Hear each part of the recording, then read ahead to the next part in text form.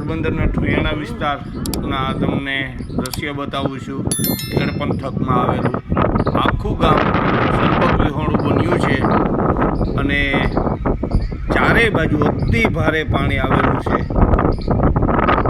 આજુબાજુના ગામડા પણ પાણીની અંદર ગરકાવ છે। ઠોયાણા છે, ખોડદર મોડ, સતરાવા, ખેડ પંથક આખો પાણીની અંદર ગરકાવ છે અને જીવન અસ્તવ્યસ્ત બન્યું છે। અત્યારે આ આકાશી આફતથી આ દ્રશ્ય તમને બતાવું છું।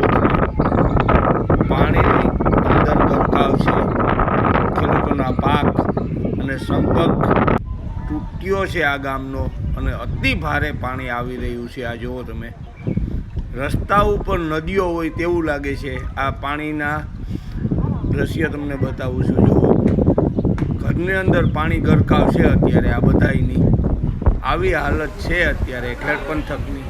આ ગામના પાદરના દ્રશ્ય છે કે જ્યાં બસ સ્ટેન્ડ છે ત્યાં પણ અત્યારે પાણી પહોંચી ચૂક્યું છે અને અતિ ભારે પાણીની આવક પર છે। આવા દ્રશ્ય છે અત્યારે ઠોયાણા ગામના ખેડ પંથકના। આખા ગામનો સંપર્ક તૂટ્યો છે અને ઘરની અંદર પાણી ફરી વળ્યા છે। તમને દ્રશ્ય બતાવું છું અત્યારે કે ઘરની અંદર કેટલું પાણી છે।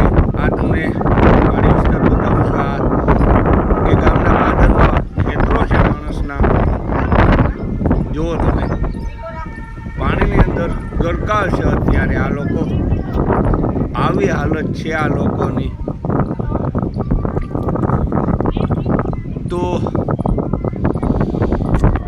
અત્યારે બે હાલ છે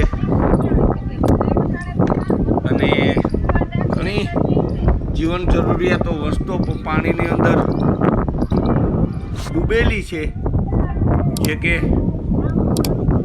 જમવા માટેના ટોટલી સામગ્રી તો પાણીની અંદર ડૂબેલી હોય અને ખેડૂત મિત્રોના ગાયો, ભેંસો, બળદો અને આ દ્રશ્ય તમે જુઓ ઘરની અંદરના છે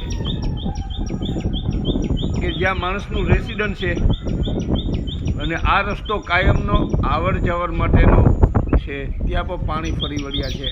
આ ઘરની આજુબાજુના દ્રશ્ય તમને બતાવું છું। જુઓ તમને કે અહીંયા રેસિડન્ટ એરિયો છે, અહીંયાથી માણસોની અવર જવર થતી હોય ત્યાં પણ કમરસમાન પાણી ફરી વળ્યા છે।